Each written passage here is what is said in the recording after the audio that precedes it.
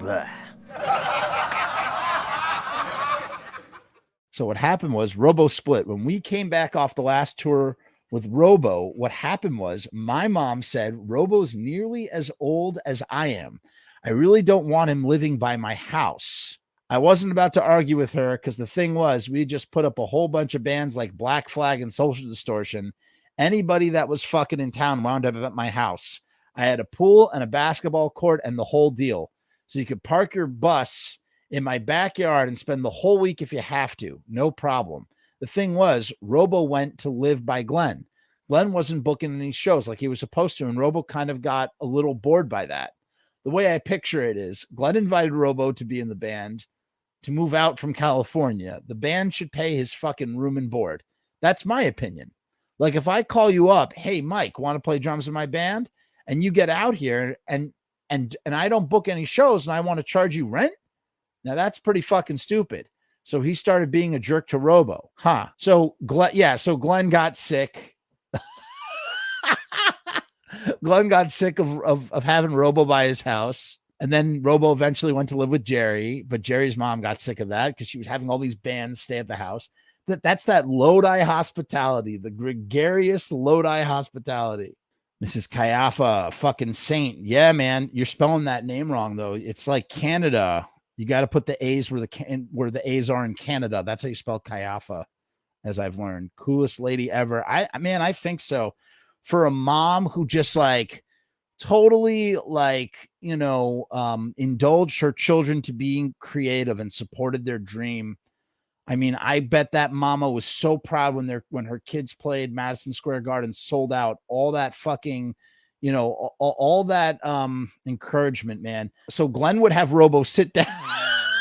So Glenn's putting him to work in his basement. Glenn would have Robo sit down and glue 45 sleeves. Glenn was a stickler at saving 2 cents. I told him, hey, listen, I work 12 hours a day. I build my own equipment. I practice with the band. I make sure the band knows what they're playing. I don't have time to glue 45 sleeves. I don't care what you're saving. You don't want to pay to have them done that way. Then you glue them. Ha ha ha. So he had Rubu glue 45 sleeves. He's saying 45 sleeves, like 45 record sleeves. And first you have to cut them out. They weren't even cut out. So Robo eventually said, hey, fuck this. All I want is money for beer every night. Because Robo would drink a 6-pack and watch TV and then go to bed. So Glenn wouldn't give him any money. And then he started hassling him about paying rent. This is honest. This is honest. This is real. Like you can't, like if I had to put this through my bullshit meter, like this is the truth. Like there's no agenda for Jerry at the moment. He's not doing the Misfits. He's in a lawsuit with Glenn. He's going to speak so like candidly and frank about the situation. This is too funny. Jerry told my buddy back in 89, 90 that Robo worked. He worked at Pro Edge. He worked at Pro Edge for the rest of the 80s, man. He met a woman and they had their son, Vinny. And Vinny was good friends with Jerry Jr., Jerry Other. And and then, eventually Robo got back in the band through Jerry's Misfits, with Dez. Jerry, Robo, and Dez were going out touring. But this is so funny. I gotta read this one more time because it's so fucking great. It's just so great because just imagine Glenn gets Robo, puts him up, puts him to work because he's just like, and it's funny. Someone recently posted about how like Glenn is able to tell what's a bootleg and what's not because he hand glued things himself, right? He literally was talking about it in a clip from the Verotic premiere. Someone brought an Evil Live 7-inch for him to sign. He turns it over, looks at it for 2 seconds, goes, yep, this is an original. And I guess that's because he's looking for certain markers, meaning like he knows when something is glued the right way, or glued the wrong way for that matter. So he had Robo. So instead of doing it himself, he's like, all right. He's like, all right, Jerry. And he turns to Robo. He's like, Robo, glue those sleeves.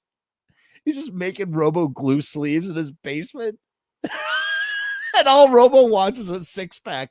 Robo's just like, give me a 6-pack. And like, he'll be happy with a 6-pack watching TV and then he just goes to bed. Like he's a pet drummer or something. Give him a 6-pack, let him watch TV, and then he'll go to bed. So Glenn wouldn't give him any money. And then he started hassling him about, Hey, Robo, you got to pay rent too. Uncle Glenn. So grumpy. It's not even Glenn's house. That's the funny. So two things come to mind when I hear that. One, Glenn's mother and father, who I don't know anything about Glenn's mother and father. I would imagine that they're incredibly generous, like the Caiafas, in the sense that I've heard some stories about just them being very hospitable. I don't think that Glenn's parents are going, hey, Glenn, Robo needs to pay rent, because Glenn's got the basement. So and again, I don't know. We're just talking. This is all spitballing, speculation. I don't fucking know. I really don't know. So Glenn's already living in his parents' house. So then Glenn turns around. And goes, you have to pay rent to live here. He's like, you're drumming in my band, and this is what you do for a living, but you have to pay rent. So Glenn wouldn't give him any money, and then he started hassling him about paying rent. Then Robo came to work for me, and he was making a paycheck. But when he went home at night, he didn't want to see a 45 sleeve. And Glenn, I didn't realize how jealous he really was of everybody, but it really rubbed him the wrong way that Robo was able to say, here, you want $50 for rent? Here's $50. Leave me alone. I'm not gluing sleeves. You follow what I mean?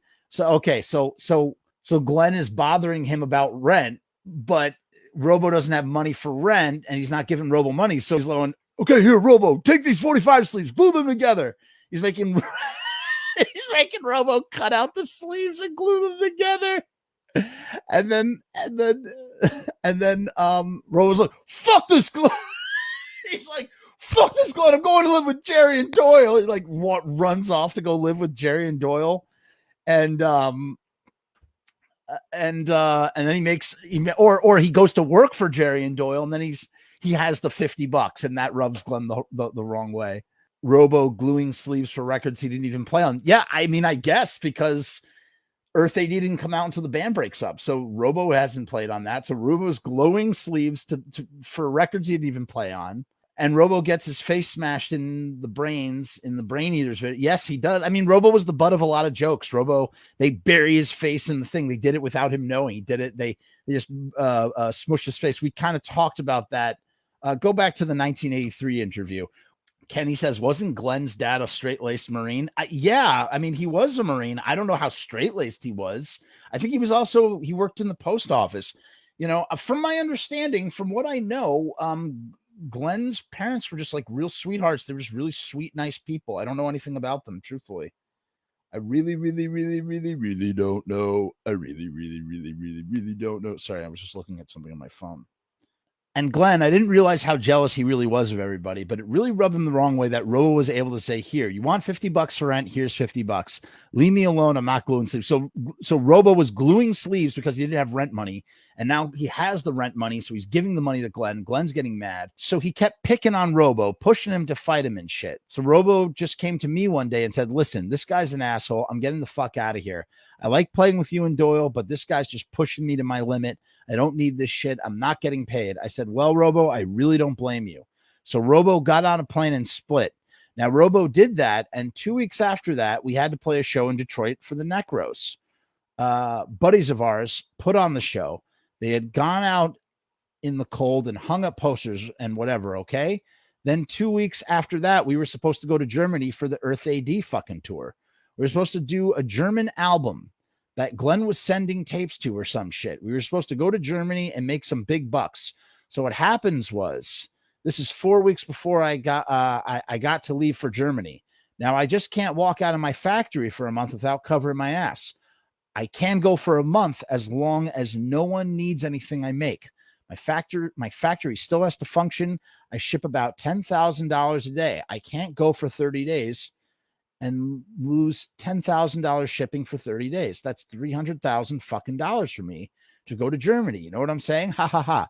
So I told him, listen, Glenn, if Robo's splitting, I think maybe you better apologize to him and ask him to hang, because I don't have the time. By covering my ass, it's going to take me a month to cover my ass for a month.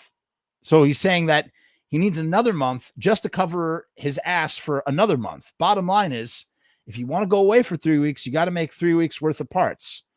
You got to cut and make those parts. besides what you got to make anyway. So Glenn's all, oh, I'll find us a drummer. So Metallica ripped the Misfits off by treating Newsted the way Glenn treated Robo. Ha ha ha.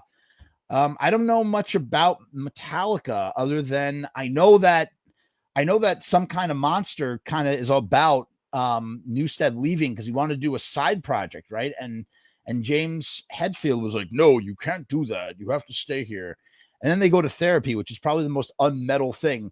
The Misfits therapy is, Robo, you better make some more 45 sleeves, you motherfucker. You know? All right, so this is interesting. Hold on, let's go back here for a minute. There's a lot of information here, right? And again, this is 10 years removed from the incident. And I think this is pretty, I mean, again, like you really, like the reason why this is such an important landmark interview is that it's just like an unbiased Jerry, just sort of like, just explaining everything. So Glenn is being mean to Robo because it doesn't like that Robo has $50 to pay him. Robo says, hey, I'm tired of being treated like shit. I'm going to leave. Now, here's the interesting shit. Ready? The flip side of this is that Glenn went to Henry Rollins at the Santa Monica Civic Center show over the summer of '83 that they did with Black Flag, which was the largest show that they had done. And he told Henry that I'm leaving the Misfits. So Jerry's telling this side of his story, but he doesn't know that maybe this is why the shows aren't really being booked anymore, or Glenn's not so concerned about booking shows anymore as much because he's thinking about leaving the band. But maybe it's not concrete yet because at some point there's a Germany deal, and and that's where I believe that's where Wolf's Blood comes from. But even in 1993, Jerry doesn't really understand what Wolf's Blood is, it seems, because he's saying here, he says, we're supposed to go to Germany for the Earth A.D. tour, but there was supposed to be a German album that Glenn was sending the tapes to or some shit. It sounds like he doesn't really know what's up, what's going on. Who knows? Maybe he did, but Glenn sent those tapes, and those tapes were the Earth A.D. tapes, and those tapes never returned. And that's why we can't have like a remixing of Earth A.D. It just doesn't exist unless there's some mixtape out there floating around in the ether, which, I mean, I hope someday we get to see that and that they're going to make some big bucks. So they are planning to go to Germany for Earth A.D. They have an album, so even if Glenn is telling Henry, I'm planning on leaving, I want to leave the Misfits, there must not be like completely like concrete yet because they're going to fucking go to Germany. They're going to support the Earth A.D. album. And then Jerry's going, I can't just walk out of my factory for a month. And you hear the Glenn side, he's like, oh, all they ever wanted to do was work for their dad because they broke all their gear and spent all their money on drugs. Now, again, somewhere in the middle is the truth.